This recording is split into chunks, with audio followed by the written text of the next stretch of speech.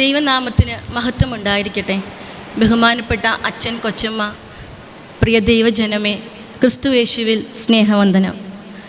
ഇന്ന് ദേവാലയത്തിൽ നോമ്പിൻ്റെ ദിനത്തിൽ നിങ്ങളോട് ദൈവവചനം സംസാരിക്കുവാനായിട്ട് ദൈവം തന്ന വലിയ ഭാഗ്യത്തെ ഓർത്ത് ഞാൻ ദൈവത്തെ സ്തുതിക്കുന്നു, സ്തോത്രം ചെയ്യുന്നു. അതിന് അവസരം ഒരുക്കി തന്ന പ്രിയ അച്ഛനോടുള്ള നന്ദിയും സ്നേഹവും ഞാൻ അറിയിക്കുകയും ചെയ്യുന്നു.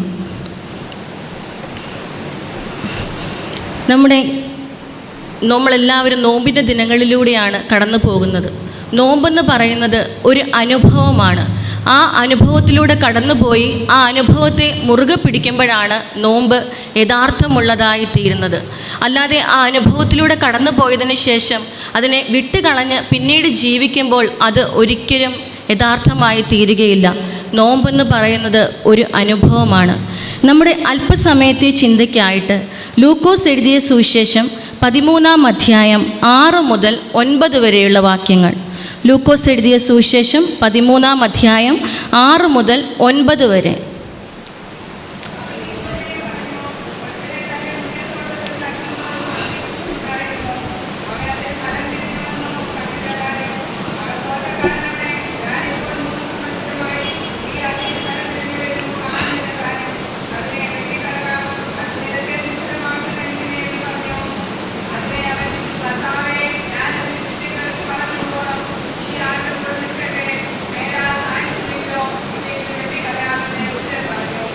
കർത്താവേ, ഞാൻ അതിനു ചുറ്റും കിളച്ച് വളവിടുവോളം ഈ ആണ്ടുകൂടെ നിൽക്കട്ടെ. മേലാൽ കായ്ച്ചില്ലെങ്കിലോ ഇല്ലെങ്കിൽ വെട്ടിക്കളയാം എന്ന് പറഞ്ഞു. നമുക്ക് കണ്ണുകളെ അടയ്ക്കാം, പ്രാർത്ഥിക്കാം. ദൈവമേ, അടിയൻ കർത്താവെ വിൽക്കുകയാണേ കർത്താവെ. ദൈവമേ, അവിടുത്തെ സന്നിധിയിൽ കർത്താവെ വചനവുമായിട്ട് കർത്താവെ ദൈവമേ ഈ മക്കളുടെ മുന്നിൽ എഴുന്നേറ്റ് നിൽപ്പാനുള്ള ഭാഗ്യം തന്നതോർത്ത് നന്ദിയോട് സ്തോത്രം ചെയ്യുന്ന കർത്താവെ. വിൽക്കുകയാണേ അപ്പാ അടിയന് കർത്താവെ. ദൈവമേ, തിരുവചനം വിഭാഗിച്ച് കൊടുക്കുവാൻ കർത്താവെ അവിടുന്ന് ഞങ്ങളോട് സംസാരിക്കണമേ എന്ന് പ്രാർത്ഥിക്കുന്ന കർത്താവെ. ഈ വചനം ഒരിക്കലും കർത്താവെ ആർക്കും കർത്താവെ പ്രയാസം ഉണ്ടാകുന്നതായി തീരല്ലേ അപ്പാ. ഞങ്ങൾക്ക് കർത്താവെ ഒരു പുതുക്കത്തിനും രൂപാന്തരത്തിനും ഇടയാക്കി തീർക്കണമേ എന്ന് പ്രാർത്ഥിക്കുന്ന അപ്പാ. വിൽക്കുകയാണേ അപ്പാ അടിയനെ ശക്തീകരിക്കണമേ എന്ന് പ്രാർത്ഥിക്കുന്ന കർത്താവെ. താഴ്മയായി കെഞ്ചുന്ന കൃപയോട് കേൾക്കണമേ. ആമേൻ. കർത്താവ് പരസ്യ ശുശ്രൂഷ വേളകളിലെല്ലാം ഉപമകളിലൂടെയാണ് ജനങ്ങളോടും ശിഷ്യന്മാരോടുമൊക്കെ സംസാരിച്ചു കൊണ്ടിരുന്നത്. അതുപോലെ തന്നെ പറഞ്ഞ ഒരു ഉപമയാണ് ഇതും. ഇതിൽ നിന്ന് 4 കാര്യങ്ങൾ നിങ്ങളുമായിട്ട് പങ്കുവെക്കുവാനായിട്ടാണ് ഞാൻ ആഗ്രഹിക്കുന്നത്. അതിൽ ഒന്നാമതായി ഫലം പുറപ്പെടുവിക്കുവാനായിട്ട് നാം എന്താണ് ഉപേക്ഷിക്കേണ്ടത് എന്നുള്ളതാണ്. ഫലം പുറപ്പെടുവിക്കുവാനായിട്ട് ഇവിടെ അത്തിയെയാണ് ദൈവം നമ്മളുമായി ഉപമിച്ചിരിക്കുന്നത്. നമ്മളെല്ലാവരും ഒരു അത്തിവൃക്ഷമായിട്ട് സങ്കല്പിക്കുകയാണ് എങ്കിൽ അത്തി ഫലം പുറപ്പെടുവിക്കുന്നതിന് മുമ്പ് അതിൻ്റെ ഇലകളെല്ലാം പൊഴിച്ചു മാറ്റും. എന്നിട്ട് ഒറ്റ ഇല പോലും ഇല്ലാതെ വെറും ഒരു മരമായിട്ട് അതിങ്ങനെ നിൽക്കും. അപ്പോൾ അതിൻ്റെ ചുറ്റുമുള്ള മറ്റു മരങ്ങളെല്ലാം ഈ അത്തിയെ നോക്കി ഒരു പക്ഷേ പരിഹസിക്കുമായിരിക്കും, നീ വളരെ വികൃതമായി നിൽക്കുന്നുണ്ടോ എന്ന് പറഞ്ഞ് പരിഹസിക്കുന്നുണ്ടായിരിക്കും. നമ്മളുടെ ജീവിതത്തിൻ്റെ കുറവുകളെയാണ് ഈ ഇലയുമായിട്ട് ഞാൻ സാമ്യപ്പെടുത്തുന്നത്. നമ്മളുടെ കുറവുകളെ ദൈവസന്നിധിയിൽ ഒന്ന് ഏറ്റു പറയാൻ ഇടയായി തീർന്നെങ്കിൽ മാത്രമേ ഫലം പുറപ്പെടുവിക്കുന്ന മക്കളായി തീരുവാനായിട്ട് നമുക്ക് സാധിക്കത്തുള്ളൂ.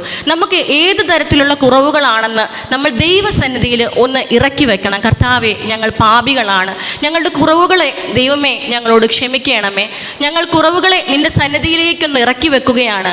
ഫലം പുറപ്പെടുവിക്കുവാനായിട്ട് ഞങ്ങൾക്ക് ആഗ്രഹമുണ്ട് കർത്താവേ. ഞങ്ങളൊന്ന് ഇറക്കി വെക്കുകയാണ്.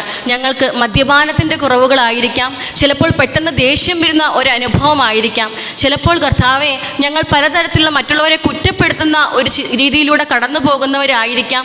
ഞങ്ങൾക്ക് പലതരത്തിലുള്ള കുറവുകൾ ഞങ്ങളുടെ ജീവിതത്തിൽ ഉണ്ടായിരിക്കാം. എന്താണ് എന്ന് അവിടത്തേക്ക് അറിയാം. കർത്താവിൻ്റെ സന്നിധിയിലേക്ക് സമർപ്പിച്ച് ഒന്നുമില്ലാത്ത ശൂന്യമായ ഒരു അവസ്ഥയിൽ ഞങ്ങൾ ഇരിക്കുവാനായിട്ട് ഇടയായി തീരുമ്പോഴാണ് അവിടെ ഫലം പുറപ്പെടുവിക്കുന്ന ഒരു അനുഭവം ഉണ്ടാകുവാനായിട്ട് ഇടയായിത്തീരും. നമ്മളൊന്ന് താഴ്ത്തണം. ശൂന്യതയുടെ അനുഭവം നമ്മളുടെ ജീവിതത്തിലേക്ക് ഉണ്ടാകണം. മറ്റുള്ളവർ നമ്മളെ പരിഹസിക്കുമായിരിക്കും. ചിലപ്പോൾ ഈ അത്തിയെ നോക്കി മറ്റ് മരങ്ങൾ പരിഹസിച്ചതുപോലെ മറ്റുള്ളവർ നമ്മെ പരിഹസിക്കുമായിരിക്കും. പക്ഷേ നമ്മൾ നമ്മളുടെ കുറവുകളെ ദൈവസന്നിധിയിൽ ഒന്ന് ഇറക്കി വെക്കണം. നിനക്കറിയാം കർത്താവേ എൻ്റെ കുറവ് എന്താണ് എന്ന്. ഞാൻ എങ്ങനെയുള്ളതാണ് എന്ന് നിനക്കറിയാം. രഹസ്യവും പരസ്യവുമായി എനിക്ക് പല വീഴ്ചകളും എൻ്റെ ജീവിതത്തിൽ ഉണ്ടായിരിക്കാം. ഞാനത് സമ്മതിക്കുന്ന കർത്താവേ, ഞാൻ ഈ അത്തിയെപ്പോലെ ഇലയൊന്ന് പുഴിക്കുന്നവരായി തീരുവാനായിട്ട് ഈ നോമ്പ് കാലം എനിക്കിടയാക്കണമേ കർത്താവേ. ആ അനുഭവത്തെ പൊഴിച്ച് മുറുകെ പിടിച്ചുകൊണ്ട് ജീവിക്കുവാനായിട്ട് എനിക്ക് സാധിക്കണമേ എന്ന് പറഞ്ഞ് നമുക്ക് നമ്മുടെ കുറവുകളെ ഒന്ന് ഇറക്കി വെക്കുവാനായിട്ട് സാധിക്കും. കാനാവിലെ കല്യാണം നമുക്ക് എല്ലാവർക്കും സുപരിചിതമായ ഒരു ഭാഗമാണ്. അവിടെ യേശുവിൻ്റെ അമ്മ പറയുന്ന ശുശ്രൂഷക്കാരോട് എന്താണ് പറയുന്നത്? ഈ കൽപ്പാത്രങ്ങളിൽ വെള്ളം നിറയ്ക്കുവാനായിട്ടാണ് പറയുന്നത്. ആ കൽപ്പാത്രങ്ങൾ അപ്പോൾ ശൂന്യമായിരുന്നു അല്ലേ? ശൂന്യമായ കൽപ്പാത്രങ്ങളിൽ മാത്രമേ വെള്ളം നിറയ്ക്കുവാനായിട്ട് സാധിക്കുകയുള്ളൂ. ആ ശൂന്യമായ കൽപ്പാത്രങ്ങളിൽ വെള്ളം നിറച്ചപ്പോഴാണ് അത് ഒരുപാട് രുചിയുള്ള, മനോഹരമായി, എല്ലാവർക്കും പ്രയോജനകരമായി, ആനന്ദകരമായി, സന്തോഷത്തിൻ്റെ അനുഭവം ഉണ്ടാക്കുന്ന വീഞ്ഞായി തീർക്കുവാനായിട്ട് സാധിച്ചത്. അപ്പോൾ ആ കൽപ്പാത്രം ശൂന്യമായിരുന്നു. ശൂന്യതയുടെ അനുഭവം നമുക്കുണ്ടാക്കണം. ദൈവസന്നിധിയിൽ നമ്മൾ ഒന്ന് താഴ്മയുള്ളവരായി തീരണം, ഒന്ന് വിനയമുള്ളവരായി തീരണം. ലൂക്കോസിൻ്റെ സുവിശേഷം 5-ാം അധ്യായം 12-ാമത്തെ വാക്യത്തിൽ ഒരു കുഷ്ഠരോഗിയെക്കുറിച്ച് നമുക്ക് കാണുവാനായിട്ട് സാധിക്കും. ആ കുഷ്ഠരോഗിയുടെ അനുഭവത്തിലൂടെ കടന്നു പോകുകയാണെങ്കിൽ വളരെയധികം കുഷ്ഠം ശരീരത്തിൽ നിറഞ്ഞതായിരുന്നു ആ കുഷ്ഠരോഗി. ആ കുഷ്ഠരോഗി യേശുവിൻ്റെ അടുത്തേക്ക് വന്നിട്ട് പറയുന്ന വാക്കുണ്ട്, കർത്താവേ, നിനക്ക് മനസ്സുണ്ടെങ്കിൽ എന്നെ ഒന്ന് ശുദ്ധമാക്കുവാൻ കഴിയണമേ. നമ്മളും അതുപോലെ ആയിരിക്കണം. നമുക്ക് കുഷ്ഠം പുറമേന്ന് കാണത്തില്ലായിരിക്കും, പക്ഷെ നമ്മുടെ മനസ്സിൻ്റെ അകത്ത് ഒരുപാട് കുഷ്ഠവും പേറിക്കൊണ്ടായിരിക്കും നമ്മൾ നടക്കുന്നത് അല്ലേ? നമുക്ക് പലതരത്തിലുള്ള കുറവുകൾ നമ്മുടെ ജീവിതത്തിലുണ്ട്. ഈ ലോകത്ത് ആരും തികഞ്ഞവരല്ല, ആരും തികഞ്ഞല്ല ജീവിക്കുന്നത്. നമ്മൾ ഈ ലോകത്ത് ജീവിക്കുമ്പോൾ തെറ്റുകളിലും കുറ്റങ്ങളിലും ഒക്കെ അകപ്പെട്ടു പോകാറുണ്ട്. അത് നമ്മൾ സമ്മതിച്ചു കൊടുക്കണം ദൈവത്തിൻ്റെ സന്നിധിയിൽ. നമ്മളൊന്ന് ഏറ്റു പറയുമ്പോഴാണ്, നമ്മളൊന്ന് വിനയപ്പെടുമ്പോഴാണ് അതിന് കൂടുതൽ മഹത്വം ഉണ്ടായിത്തീരുന്നത്. ഫലങ്ങൾ പുറപ്പെടുവിക്കുവാനായിട്ട് ദൈവസന്നിധിയിലേക്ക് അടുത്ത് വരുവാനായിട്ട് നമുക്ക് ഇടയായിത്തീരുന്നത്. ആ കുഷ്ഠരോഗി പറഞ്ഞതുപോലെ, കർത്താവേ, ഞങ്ങൾക്ക് കുറവുകളുണ്ട് കർത്താവേ, ഞങ്ങൾ സമ്മതിക്കുന്ന കർത്താവേ, ഈ നോമ്പുകാലം അതിനിടയായിത്തീരണം. ഞങ്ങൾക്ക് കുറവുകളുണ്ട് ദൈവമേ, ഞങ്ങൾ തീർച്ചയായിട്ടും സമ്മതിക്കുന്നു. ഞങ്ങളുടെ കുറവുകളും കുറ്റങ്ങളും എല്ലാം നിൻ്റെ സന്നിധിയിലേക്ക് ഞങ്ങളൊന്ന് ഇറക്കി വെക്കുകയാണ് കർത്താവേ. ഞങ്ങൾ സമ്മതിക്കുന്ന കർത്താവേ, അത്തിയെപ്പോലെ ഇലകൾ പൊഴിച്ച് കർത്താവേ, ഫലത്തിനായി ഞങ്ങൾ കാത്തിരിക്കുകയാണ് കർത്താവേ എന്ന് പറഞ്ഞ് നമ്മുടെ കുറവുകളെ ദൈവസന്നിധിയിലേക്ക് ഒന്ന് ഇറക്കി വെക്കുവാനായിട്ട് നമുക്ക് സാധിക്കുമ്പോഴാണ് നമ്മളുടെ ജീവിതത്തിന് കൂടുതലും അർത്ഥവും നിറവും ഉള്ളവരായിത്തീരുന്നത്. അതുപോലെ തന്നെ രണ്ടാമതായിട്ട് നമുക്ക് പറയാനായിട്ടുള്ളത്, നമുക്ക് അവിടെ ഒരു പാപിയായ സ്ത്രീയെ കാണുവാനായിട്ട് കഴിയും അല്ലേ? വേദപുസ്തകത്തിൽ പാപിയായ ഒരു സ്ത്രീയെ കാണുവാനായിട്ട് കഴിയും. പാപിയായ സ്ത്രീയെ കല്ലെറിയുവാനായിട്ട് എല്ലാവരും കല്ലെടുക്കുന്നുണ്ട്.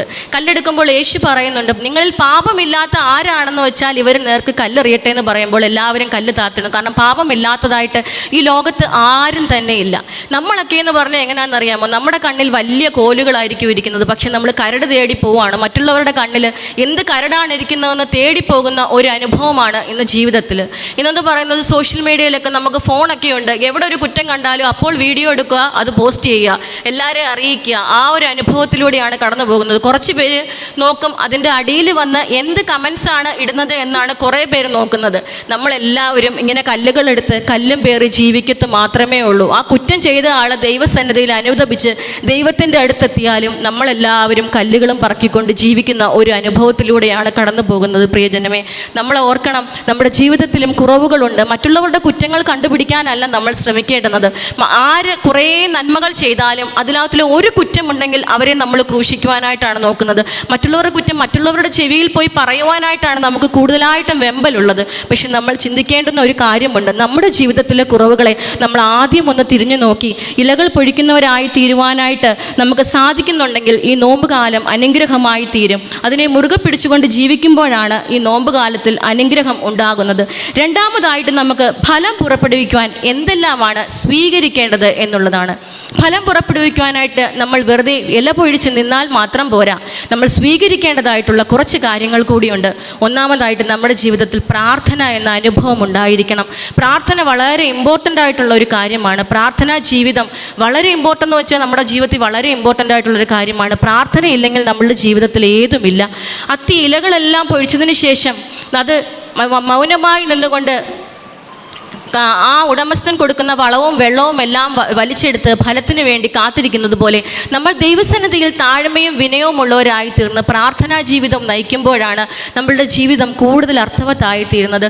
ഇന്ന് കുടുംബത്തിലൊന്നും പ്രാർത്ഥനകൾ നഷ്ടപ്പെട്ടു, കുടുംബ പ്രാർത്ഥനയൊക്കെ നഷ്ടപ്പെട്ട് ഇന്ന് ആർക്കും പ്രാർത്ഥിക്കുവാനായിട്ട് സമയമില്ലാത്തൊരു അനുഭവം, അതിലൂടെയാണ് നമ്മൾ കടന്നു പോകുന്നത്. ഇന്ന് സോഷ്യൽ മീഡിയയൊക്കെ അതിനെയൊക്കെ കൈവരിച്ചിരിക്കുകയാണ്. ഒന്നിനും നമുക്ക് സമയമില്ല. നമ്മൾ പ്രാർത്ഥിക്കുന്നതിന് വേണ്ടി സമയം കണ്ടെടുക്കണം. പ്രിയ മാതാപിതാക്കളെ, പ്രിയ പിതാക്കന്മാരെ, ഞാൻ നിങ്ങളോട് പറയട്ടെ, ഈ നമുക്ക് തലമുറകൾക്ക് വേണ്ടി പ്രാർത്ഥിക്കുവാനായിട്ട് കഴിയണം. അങ്ങനെ പ്രാർത്ഥിക്കുവാനായിട്ട് കഴിയുമ്പോഴാണ് നമ്മളുടെ കുഞ്ഞുങ്ങളിൽ ഫലം പുറപ്പെടുവിക്കുവാനായിട്ട് നമുക്ക് സാധിക്കുന്നത്. ഈ സമയത്തൊക്കെ നമ്മൾ സോഷ്യൽ മീഡിയയുടെ ഒക്കെ കാണുകയാണെങ്കിൽ ഒരുപാട് തരത്തിലുള്ള പലതരത്തിലുള്ള വാർത്തകളാണ്, നമ്മളൊന്നും കേട്ടുകേഴ്വിയില്ലാത്തതായിട്ടുള്ള വാർത്തകളിലൂടെയൊക്കെയാണ് നാം കടന്നു പോകുന്നതല്ലേ. അപ്പോൾ നമ്മൾ ഒരു കാര്യം ചിന്തിക്കേണ്ടതായിട്ടുണ്ട്. നമ്മുടെ കുഞ്ഞുങ്ങൾക്ക് വേണ്ടി, നമ്മളുടെ രോഗികൾക്ക് വേണ്ടി, പ്രയാസത്തിലിരിക്കുന്നവർക്ക് വേണ്ടിയൊക്കെ പ്രാർത്ഥിക്കുവാനായിട്ടുള്ള ഒരു ഫലം, ഒരു കാര്യം നമ്മൾ സ്വീകരിക്കുവാനായിട്ടിടയായിത്തീരണം. എങ്കിൽ മാത്രമേ നമ്മുടെ ജീവിതത്തിന് അർത്ഥമുള്ളതായി തീരുകയുള്ളൂ. നമ്മുടെ കുഞ്ഞുങ്ങൾക്ക് വേണ്ടി പ്രാർത്ഥിക്കുമ്പോൾ തീർച്ചയായിട്ടും നമ്മളുടെ കുഞ്ഞുങ്ങൾക്ക് അതിനുള്ള രൂപാന്തരം ഉണ്ടാകും എന്നുള്ളതിനകത്ത് യാതൊരു സംശയവുമില്ല. പ്രിയ ദൈവമക്കളെ, ഞാനൊരു കഥ പറയുവാനായിട്ട് ആഗ്രഹിക്കുന്നു. ഒരു അച്ഛൻ്റെ മുൻപിലേക്ക് കൗൺസിലിംഗ്, ഇന്നലെ അച്ഛൻ പറഞ്ഞായിരുന്നല്ലോ, കൗൺസിലിങ്ങുകളൊക്കെ കൂടിക്കൊണ്ട് വരുന്ന കാലഘട്ടത്തിലാണ് നമ്മൾ ജീവിക്കുന്നത്.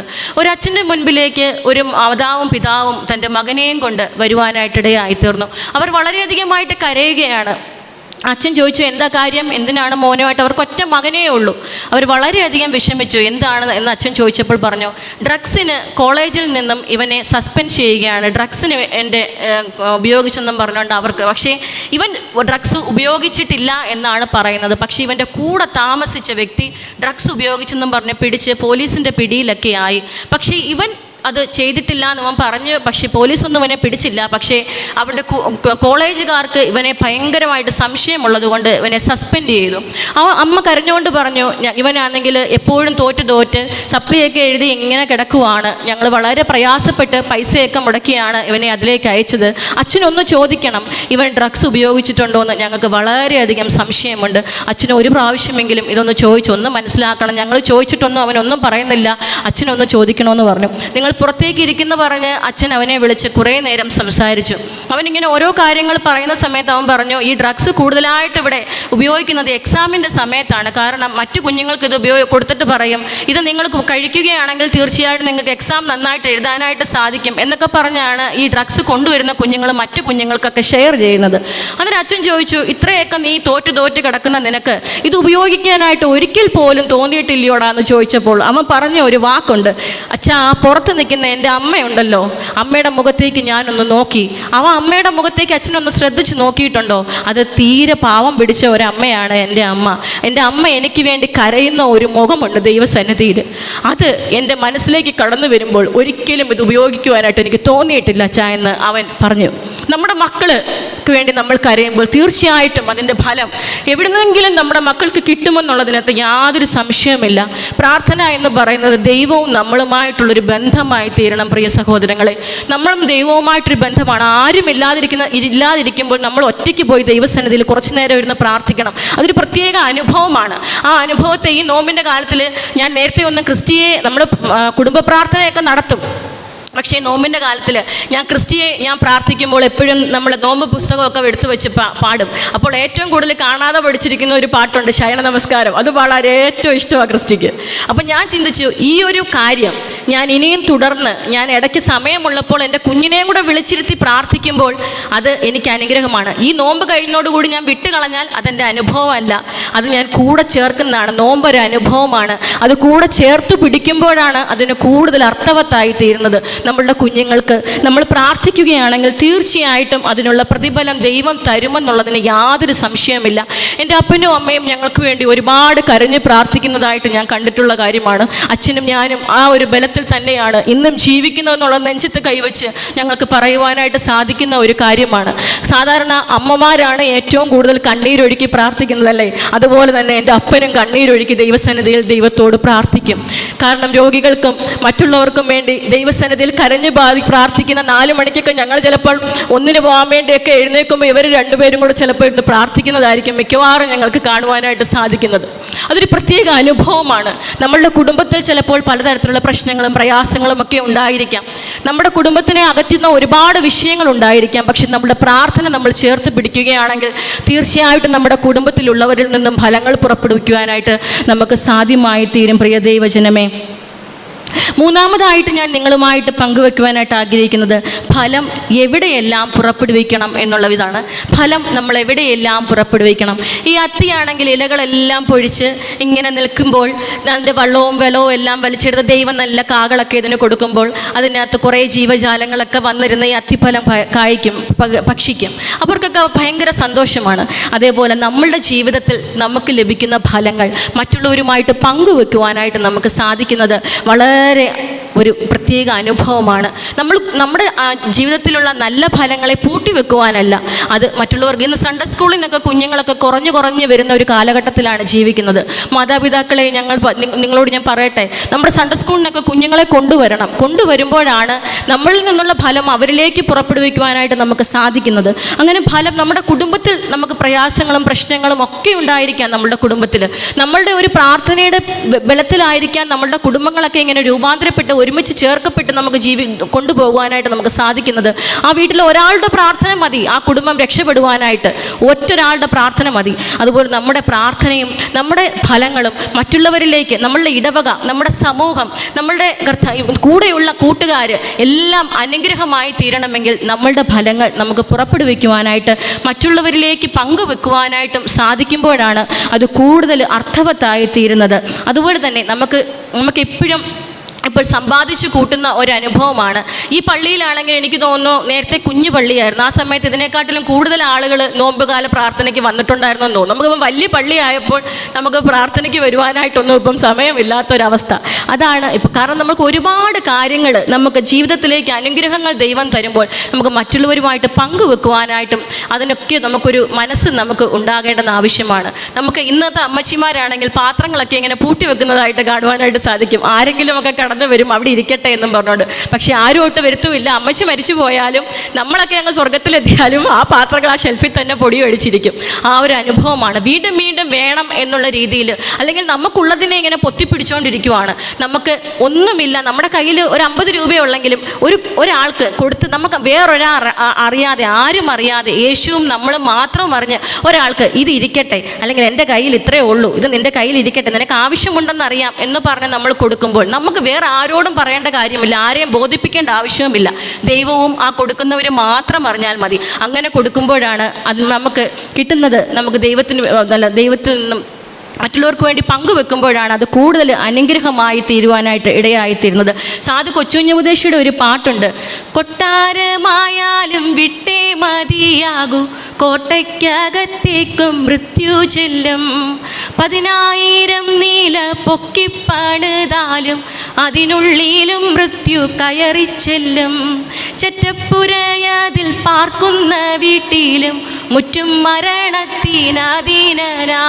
നമുക്ക് ഏത് നിമിഷം എന്ത് സംഭവിക്കുന്നു നമ്മൾ ആരും അറിയുന്നില്ല. നമ്മളിങ്ങനെ എന്നാലും കൂട്ടി വെച്ചങ്ങ് ജീവിക്കുവാണല്ലേ.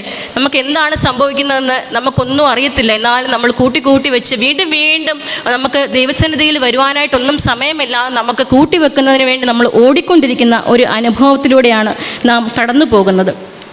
നാലാമതായിട്ട് ഞാൻ നിങ്ങളുമായിട്ട് പങ്കുവയ്ക്കുവാൻ ആഗ്രഹിക്കുന്നത് ഫലം തന്നവനെ നാം ഒരിക്കലും മറക്കുന്നവരായി തീരുവാനായിട്ട് ഇടയായിത്തീരരുത്. ഫലം തന്നവരെ നാം ഒരിക്കലും മറക്കുന്നവരായത്. ദൈവസന്നിധിയിൽ നമുക്ക് ഒരുപാട് അനുഗ്രഹങ്ങളും കിട്ടിയിട്ടുണ്ടല്ലേ, ഒരുപാട് അനുഗ്രഹങ്ങൾ. നമുക്ക് നേരത്തെ ഒന്നും വാഹനങ്ങളില്ലായിരുന്നു, നമുക്ക് വാഹനങ്ങളെ ദൈവം തമ്പുരാൻ തന്നു, വലിയ വീട് തന്നു. നമ്മുടെ കുഞ്ഞുങ്ങൾക്ക് ജോലിയില്ലാത്ത അനുഭവം ഉണ്ടായിരുന്നു. നമ്മൾ ദൈവസന്നിധിയിൽ വന്ന് കരഞ്ഞു കഴിഞ്ഞ് ജോലി കിട്ടിക്കഴിഞ്ഞാൽ പിന്നെ ആ ഭാഗത്തേക്ക് നമ്മൾ നോക്കത്തില്ല. രോഗികൾക്ക് സൗഖ്യം കിട്ടിക്കഴിഞ്ഞാൽ പിന്നെ നമ്മൾ ആ ഭാഗത്തേക്ക് നോക്കത്തില്ല. ആ ഒരു രീതിയിലൂടെയാണ് നമ്മൾ കടന്നു പോകുന്നത്. നമ്മൾ അങ്ങനെ ആയിത്തീരരുത്. നമ്മൾ ദൈവസന്നിധിയിൽ താഴ്മപ്പെടണം, വിനയപ്പെടണം. നമുക്ക് ദൈവത്തോട് നന്ദിയുള്ളവരായി തീരുവാനായിട്ട് ഇടയായിത്തീരണം. എൻ്റെ ഒരു കൂട്ടുകാരിയുണ്ട്, ഇത് ഓക്സിജനും സിലിണ്ടറും കൊണ്ടാണ് നടക്കുന്നത്. സോഷ്യൽ മീഡിയയിലൊക്കെ സജീവമാണ് കേട്ടോ, പാട്ടൊക്കെ പാടാനും ഡാൻസ് കളിക്കാനും. ഈ ഓക്സിജൻ്റെ 2 സിലിണ്ടറിന് 2 ട്യൂബും ഈ മൂക്കിൽ വെച്ചുകൊണ്ടാണ് പുള്ളിക്കാരി ചിരിച്ചുകൊണ്ട് ഇതെല്ലാം ചെയ്യുന്നത്. അപ്പോൾ ഞാൻ ചിന്തിച്ച ഒരു കാര്യമുണ്ട്, നമുക്ക് അവളെപ്പോലെ ചിരിക്കുവാനായിട്ട് ഒരിക്കലും സാധിക്കുന്നില്ലല്ലോ കർത്താവേന്ന്. കാരണം ആ ഓക്സിജൻ ഓക്സിജൻ അവൾക്ക് സ്വന്തമായിട്ട് എടുക്കുവാനായിട്ടുള്ള പ്രയാസം കാരണം സിലിണ്ടറും കൊണ്ടാണ് അവൾ പോകുന്ന വഴിയിലെല്ലാം ഇതും കൊണ്ടാണ് നടക്കുന്നത്. കാരണം നമ്മളെ പൂർണ്ണതയോടെയാണ് ദൈവം തമ്പുരാൻ സൃഷ്ടിച്ചിരിക്കുന്നത്. നമുക്ക് കണ്ണുണ്ട്, കാലുണ്ട്, കൈയുണ്ട്, എല്ലാം ഉണ്ട്. പൂർണ്ണതയായിട്ട് ദൈവം നമ്മളെ സൃഷ്ടിച്ചു. നമുക്ക് വരുവാനായിട്ടുള്ള എല്ലാ സാഹചര്യങ്ങളും ദൈവം തമ്പുരാൻ തന്നു. നമുക്ക് പോകുവാനായിട്ടുള്ള സാഹചര്യങ്ങൾ തന്നു. നമ്മുടെ ജീവിതത്തിൽ നമ്മളെ എല്ലാ രീതിയിലും ദൈവം തമ്പുരാൻ സൃഷ്ടിച്ചു. നമ്മൾ പുറത്തേക്ക് നമ്മൾ പോകുമ്പോൾ നമ്മുടെ വാഹനങ്ങളൊന്നും ആപത്തോ അനർത്ഥമോ ഒന്നും കൂടാതെ പരിപാലിച്ച് നമ്മുടെ വീട്ടിലേക്ക് കൊണ്ടുവന്നാക്കി. നമുക്ക് ശ്വാസം മേലോട്ട് വലിക്കുവാനും താഴോട്ട് വിടുവാനുമുള്ള ഭാഗ്യം ദൈവം തമ്പുരാൻ തന്നു. മറ്റുള്ളവരെ നോക്കി ഒന്ന് പുഞ്ചിരിക്കുവാനായിട്ട് നമുക്ക് ദൈവം തമ്പുരാൻ ഭാഗ്യം തന്നു. പക്ഷേ നമ്മൾ എന്താ പിറുപിറുത്ത് ഇതൊന്നും പോരാ കർത്താവേ, ഇതൊന്നും പോരാ, എന്താ ഇങ്ങനെ എൻ്റെ ജീവിതം എന്ന് ഞാൻ ഉൾപ്പെടെ ചോദിച്ചു പോയിട്ടുണ്ട് പല നിമിഷങ്ങളിലും. അങ്ങനെ ഒരിക്കലും നമ്മൾ ആയിത്തീരുവാനായിട്ട് ഇടയായിത്തീരരുത്. ദൈവസന്നിധിയിൽ വിനയപ്പെട്ട് താഴ്മയുള്ളവരായി തീർന്ന്, ദൈവമേ എൻ്റെ ജീവിതത്തിൽ കുറവുകളുണ്ട് കർത്താവേ, എൻ്റെ ജീവിതത്തിൽ തെറ്റുകളുണ്ട് കർത്താവേ എന്ന് പറഞ്ഞൊന്ന് വിനയപ്പെട്ട് ജീവിക്കുവാനായിട്ട് ഇടയായിത്തീരണം. ഞാൻ ആ വായിച്ച ഭാഗത്തിലേക്കൊന്ന് കടന്നു വരുവാനായിട്ട് ആഗ്രഹിക്കുന്നു. പ്രിയ കർത്താവേ, ഞാൻ അതിന് ചുറ്റും കിളച്ച് വളവിടുവോളം ഈ ആണ്ടുകൂടെ നിൽക്കട്ടെ, മേലാൽ കായ്ച്ചില്ലെങ്കിലോ ഇല്ലെങ്കിൽ വെട്ടിക്കളയാം. നമ്മുടെ യേശു കർത്താവ് നമുക്ക് വേണ്ടി മധ്യസ്ഥ വെക്കുകയാണ് ദൈവം തമ്പുരാൻ്റെ അടുത്ത്. കർത്താവേ, എൻ്റെ ദൈവമേ, ഇവരിങ്ങനെയാണെന്ന് എനിക്കറിയാം, ഒരു പ്രാവശ്യം കൂടെ നിൽക്കട്ടെ. അതുകൊണ്ടാണ് നമുക്ക് ഓരോരുത്തർക്കും ഇവിടെ വന്നിരിക്കുവാനായിട്ട് സാധിക്കുന്നത്. ഒരു പ്രാവശ്യം കൂടെ നിൽക്കട്ടെ കർത്താവേ, ഒരു പ്രാവശ്യം കൂടെ അവർ നിൽക്കട്ടെ, അവർ മാറും എന്ന് പറഞ്ഞ് നമ്മുടെ കർത്താവ് നമ്മുടെ ദൈവത്തിൻ്റെ മുമ്പിൽ എപ്പോഴും നമുക്ക് വേണ്ടി പ്രാർത്ഥിച്ച് മധ്യസ്ഥ അണച്ചുകൊണ്ടാണ് നിൽക്കുന്നത്. അതുകൊണ്ടാണ് വെട്ടിക്കളയാതെ നമ്മളെ ഈ ഭൂമിയിൽ ആക്കി വെച്ചിരിക്കുന്നത്. ഈ നോമ്പ് കാലത്ത് നമുക്ക് കർത്താവിൻ്റെ സന്നിധിയിലേക്ക് അടുത്തു വരാം. കർത്താവേ, ഞങ്ങൾ പാപികളാണ് കർത്താവേ, ദൈവമേ, ഞങ്ങളുടെ ജീവിതത്തിൽ ഒരുപാട് കുറവുകളുണ്ട് കർത്താവേ, ഞങ്ങൾ സമ്മതിക്കുന്നപ്പാ. ഞങ്ങളുടെ ജീവിതത്തിൽ ഒരുപാട് തെറ്റുകളുണ്ട് കർത്താവേ, ഞങ്ങൾ സമ്മതിക്കുന്ന ദൈവമേ. ഞങ്ങൾ നിൻ്റെ സന്നിധിയിലേക്ക് ഇലകൾ പൊഴിക്കുകയാണ് കർത്താവേ. ഞങ്ങളുടെ തെറ്റുകളെ ഞങ്ങളൊന്ന് ഏറ്റു പറയുകയാണപ്പാ. കർത്താവേ, ഞങ്ങൾക്ക് പ്രാർത്ഥനാ ജീവിതം തരണമേ കർത്താവേ. മറ്റുള്ളവരുടെ സങ്കടങ്ങളും ദുഃഖങ്ങളും കാണുവാനായിട്ടുള്ള കണ്ണ് ഞങ്ങൾക്ക് തരണമേ എന്ന് നമുക്ക് ദൈവത്തോട് അപേക്ഷിച്ച് നമുക്ക് പ്രാർത്ഥിച്ച് നമ്മളുടെ കുടുംബത്തിനും നമുക്ക് കർത്താവെ മറ്റുള്ളവർക്കും നമ്മളുടെ കുഞ്ഞുങ്ങൾക്കും നമ്മുടെ ഇടവകയ്ക്കും എല്ലാം രൂപാന്തരം ഉണ്ടാക്കുന്ന, നല്ല അനുഭവങ്ങൾ ഉണ്ടാക്കുന്ന, പുഞ്ചിരി തൂകുന്ന മനുഷ്യരായിട്ട് ജീവിക്കാൻ, അതോടൊപ്പം ദൈവത്തോട് നന്ദിയുള്ളവരായി ജീവിക്കുവാനായിട്ട് നമുക്ക് സാധിക്കുമ്പോഴാണ് നമ്മളുടെ ജീവിതം ഒരുപാട് അർത്ഥവത്തായി തീരുന്നത്. നമുക്ക് ദൈവം എല്ലാം തന്നിട്ടുണ്ട് പ്രിയ ദൈവമക്കളെ. എല്ലാം തന്ന ദൈവത്തിന് നമുക്ക് മുമ്പിൽ ദൈവത്താഴ്മയോടും വിനയത്തോടും ഇരിക്കുവാനായിട്ട് നമുക്ക് സാധിക്കുമ്പോഴാണ് കൂടുതൽ സന്തോഷകരമായ അനുഭവത്തിലൂടെ കടന്നു പോകുവാനായിട്ട് നമുക്ക് സാധിക്കുന്നത്. മറ്റുള്ളവരുടെ കുറ്റവും കുറവും ഒക്കെ കണ്ടുപിടിച്ച് ജീവിക്കുന്നവരായിട്ടല്ല. ഞാൻ ഒരു കഥയും കൂടെ പറയുവാനായിട്ട് ആഗ്രഹിക്കുന്നു. എൻ്റെ ഇടയ്ക്ക് പറയണമെന്ന് വിചാരിച്ച് വിട്ടുപോയി കേട്ടോ, ഇപ്പോഴാണ് ഓർത്തത്. ഒരു വേട്ടക്കാരൻ കേട്ടോ, ഒരു വേട്ടക്കാരൻ ഇങ്ങനെ നടന്നു പോകുന്ന സമയത്ത് ഒരു കുരുവികൾ ഇങ്ങനെ കടന്ന് ബഹളം വെക്കുന്ന കണ്ട് ഒരു കിളിക്കൂട്ടിൽ. അപ്പോൾ രണ്ട് കുഞ്ഞുങ്ങളുണ്ട സമയത്ത് ആ കിളിക്കൂട്ടിൽ എന്താണ്, ഞാനൊന്നും ഇവരെ ചെയ്തില്ലല്ലോ, പിന്നെ ഇവരിങ്ങനെ കടന്ന് ബഹളം വെക്കുന്നത് എന്താണെന്ന് നോക്കിയപ്പോൾ ഒരു പാമ്പ് ദൂരെ ഈ കൂട്ടിനോട്ട് അടുത്ത് വരികയാണ്. അപ്പോൾ അമ്മക്കിളിയും കുഞ്ഞുങ്ങളും തമ്മിൽ ഒരുപാട് ഇങ്ങനെ ബഹളം. അപ്പോൾ ആ വേട്ടക്കാരൻ ചിന്തിച്ചു, അയ്യോ ഈ പാമ്പ് മിക്കവാറും ഈ കുഞ്ഞുങ്ങളെ കഴിക്കും, അതുകൊണ്ടാണ് ഇങ്ങനെ ബഹളം ഉണ്ടാക്കുന്നത് എന്ന് വേട്ടക്കാരൻ ചിന്തിച്ചിട്ട് മാറി നിന്ന് ഇങ്ങനെ നോക്കിക്കൊണ്ടിരുന്നു. കുറച്ചു നേരം കഴിഞ്ഞപ്പോൾ ഈ അമ്മക്കിളി പറന്നുപോയി. അപ്പം വേട്ടക്കാരൻ മനസ്സിൽ ചിന്തിച്ചു, ഈ അമ്മക്കിളിക്ക് കുഞ്ഞുങ്ങളോട് ഒരു സ്നേഹവും ഇല്ല, തൻ്റെ തടി കേടാകാതെ രക്ഷപ്പെട്ടു എന്നൊക്കെ വേട്ടക്കാരൻ ചിന്തിച്ചു. കുറച്ച് നേരം കഴിഞ്ഞപ്പോൾ ഉണ്ടല്ലോ, ഈ വേട്ടക്കാരൻ ഈ കിളിയാണെങ്കിൽ കുറേ ഇലകൾ കൊത്തിക്കൊണ്ട് പറന്നു വന്നു. എന്നിട്ട് തൻ്റെ കൂടിനെ മറച്ചു വെച്ചു ഈ ഇലകൾ കൊണ്ട്. ആ ഇലകൾ എന്ന് പറയുന്നത് പാമ്പുകൾക്ക് അടുക്കുവാനായിട്ട് സാധിക്കാത്ത ചില മണങ്ങളൊക്കെ പാമ്പുകൾക്ക് ഇതാണ്, മണ്ണെണ്ണ, ഇങ്ങനെയൊക്കെയുള്ള വെളുത്തുള്ളി, ഇങ്ങനെയൊക്കെയുള്ള സാധനങ്ങൾ. അതുപോലെ ഒരു ഇലയായിരുന്നു അത്. ഞാൻ പറഞ്ഞു വരാനായിട്ട് ഇടയായിത്തീർന്നു. ആ പാമ്പ് ഈ മണം എടുത്തപ്പോൾ മാറിപ്പോവുകയും ചെയ്തു. നമ്മുടെ കുടുംബത്തിൽ, നമ്മുടെ ചുറ്റുപാടുകളിലൊക്കെ പ്രയാസമുണ്ടാകുന്ന പല പാമ്പുകളും തേടി വന്നേക്കാം. പക്ഷേ നമ്മുടെ പ്രാർത്ഥന കൊണ്ട് മറച്ചു പിടിക്കുവാനായിട്ട് നമുക്ക് സാധിക്കണം. നമുക്ക് പ്രാർത്ഥിച്ച് ദൈവസന്നിധിയിൽ വണങ്ങി ഇരിക്കുവാനായിട്ട് സാധിക്കുമ്പോഴാണ് നമുക്ക് കൂടുതൽ അർത്ഥമുണ്ടായിത്തീരുന്നത്. ഈ നോമ്പ് കാലത്തിൽ നമ്മൾ പലതും വിടും. നമ്മൾ ഇറച്ചിയും മീനും ഒന്നും ഉപയോഗിക്കുന്നില്ല എന്ന് പറയും. നമ്മൾ കൂടുതൽ അടുത്ത് വന്ന ദൈവസന്നിധിയിൽ നമ്മൾ പ്രാർത്ഥിക്കുന്നവരായി തീരുമല്ലേ. നമുക്ക് മദ്യപാനികളൊക്കെ പറയും, ഞാൻ ഇനി മദ്യം തൊടത്തില്ല, കൈ കൊണ്ട് തൊടത്തില്ല എന്നൊക്കെ. നമുക്ക് അങ്ങനെ എല്ലാ കാര്യങ്ങളിലും നമ്മൾ ഒരിത് വെക്കും. പക്ഷേ നോമ്പ് കഴിയുമ്പോൾ എല്ലാം മടക്കി പെട്ടിയിൽ വെച്ചിട്ട് നമ്മൾ വീണ്ടും പഴയ പോലെ തീരും. അങ്ങനെയല്ല. നോമ്പെന്ന് പറയുന്നത് ഒരു അനുഭവമാണ്. ആ അനുഭവത്തിലൂടെ കടന്നുപോയി ആ അനുഭവത്തെ മുറുകെ പിടിക്കുമ്പോഴാണ് നോമ്പ് അർത്ഥമുള്ളതായി തീരുന്നത്. നമുക്ക് കണ്ണുകളെ അടയ്ക്കാം, ദൈവസന്നിധിയിൽ നമുക്ക് പ്രാർത്ഥിക്കാം. ഞാൻ നാട്ടൊലീവായി തീർന്നിട്ടും കായ്ച്ചതില്ല സൽഫലം. ഞാൻ നാട്ടൊലീവായി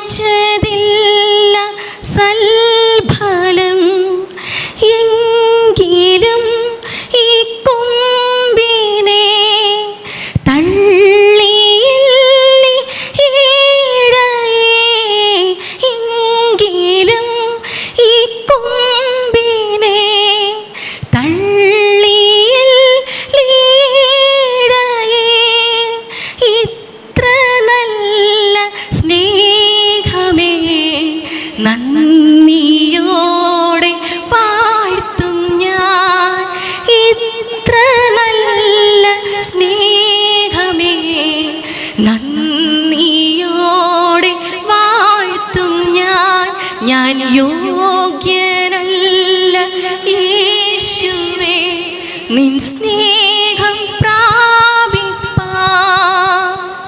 ഞാൻ യോഗ്യനല്ല യേശുവേ, നിൻ നന്മ പ്രാപിപ്പാൻ.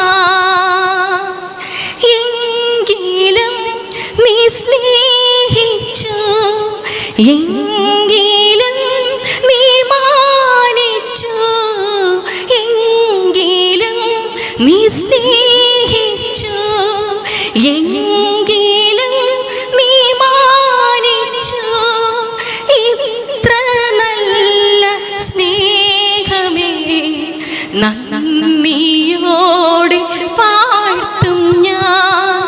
ഇത്ര നല്ല സ്നേഹമേ നന്ദിയോടെ വാഴ്ത്തും ഞാൻ. ദൈവമേ, ഞാൻ യോഗ്യനല്ല കർത്താവേ. ഞങ്ങളുടെ ജീവിതത്തിൽ കുറവുകളും കുറ്റങ്ങളും ഒക്കെ ഉണ്ടെന്ന് ഞാൻ സമ്മതിക്കുന്നപ്പാ. ഞങ്ങൾ സമ്മതിക്കുന്ന കർത്താവേ, ഞങ്ങളുടെ കുറവുകളെ നിന്റെ സന്നിധിയിലേക്ക് നിറക്കി വെക്കുകയാണ് കർത്താവേ. എന്നിട്ട് ഞങ്ങൾ ചേർത്ത് പിടിക്കേണ്ടതിനെ ചേർത്ത് പിടിക്കുകയാണ് കർത്താവേ. ഈ നോമ്പ് കാലത്തിൽ കർത്താവേ, ഞങ്ങൾ ചേർത്ത് പിടിച്ച് കർത്താവേ, ഞങ്ങളുടെ ഫലങ്ങൾ പുറപ്പെടുവിച്ച് കർത്താവേ, ദൈവമേ, അത് മറ്റുള്ളവർക്കും കർത്താവേ, ഞങ്ങളുടെ കുടുംബത്തിനും ഞങ്ങളുടെ കുഞ്ഞുങ്ങൾക്കും ഞങ്ങളുടെ സഭയ്ക്കും ഞങ്ങളുടെ സമൂഹത്തിനുമൊക്കെ ശോഭയുള്ളതാക്കി തീരുവാനായിട്ട് കർത്താവേ ഇടയാക്കണമേ എന്ന് ഞങ്ങൾ പ്രാർത്ഥിക്കുന്നു കർത്താവേ. ഞങ്ങൾ പാപികളാണ് കർത്താവേ, ഞങ്ങളൊന്ന് ഏറ്റുപറയുന്ന കർത്താവേ, ഞങ്ങളൊന്ന് വിനയപ്പെടുന്നപ്പാ. ദൈവമേ, ഈ നോമ്പുകാല അനുഭവം കർത്താവേ ഞങ്ങൾ വിട്ടുകളയുവാനായിട്ടല്ല കർത്താവേ, ഞങ്ങളുടെ ജീവിതത്തിൽ ചേർത്ത് പിടിക്കുവാനായിട്ട് കർത്താവേ ഇടയാക്കി തീർക്കണമേ എന്ന് പ്രാർത്ഥിക്കുന്നു കർത്താവേ. പ്രിയ അച്ഛനെയും കുടുംബമായി ഇവിടുന്ന് അനുഗ്രഹിക്കണമേ കർത്താവേ. എൻ്റെ മകനെ ഇത്രത്തോളം ബലപ്പെടുത്തുന്ന കൃപകളോർത്ത് നന്ദിയോട് സ്തോത്രം ചെയ്യുന്ന കർത്താവേ. കൊച്ചമ്മയെ ഓർത്ത് പ്രാർത്ഥിക്കുന്ന കർത്താവേ, അമ്മച്ചിയെ ഓർത്ത് പ്രാർത്ഥിക്കുന്ന കർത്താവേ, ഇവിടെ കൂടി വന്നിരിക്കുന്ന ഓരോ ദൈവമക്കളെ ഓർത്ത് പ്രാർത്ഥിക്കുന്ന കർത്താവേ. എൻ്റെ മക്കളുടെ ഭാരങ്ങളും പ്രയാസങ്ങളും ഒക്കെ സന്നിധിയിലേക്ക് ഇറക്കി വെക്കുകയാണ് കർത്താവേ. ദൈവമേ, കഴിഞ്ഞ കാലങ്ങളിൽ ഞങ്ങൾ പ്രാർത്ഥനയ്ക്ക് മറുപടി തന്ന കർത്താവേ, ദൈവമേ, അവിടുന്ന് കർത്താവേ മറുപടി തരുന്ന ദൈവമാകിയാൽ നന്ദിയോട് സ്തോത്രം കർത്താവേ. ഈ നോമ്പ് കർത്താവേ ഞങ്ങൾക്കൊരു അനുഭവമായി തീരുവാൻ, അതിനെ ഞങ്ങൾക്ക് ചേർത്ത് പിടിക്കുവാൻ കർത്താവേ ഇടയായി തീരണമേ എന്ന് പ്രാർത്ഥിക്കുന്ന കർത്താവേ. ഇത്രത്തോളം വചനം പറയുവാൻ കർത്താവേ ഈ പാപിയായ ഏഴെ ശക്തീകരിച്ചു തോർത്ത് നന്ദിയോട് സ്തോത്രം കർത്താവേ. ദൈവമേ, നന്ദിയോട് സ്തോത്രം ചെയ്യുന്ന കർത്താവേ. പ്രാർത്ഥന കേട്ടതോർത്ത് സ്തോത്രം യേശുവിൻ്റെ നാമത്തിൽ തന്നെ. ആമേൻ.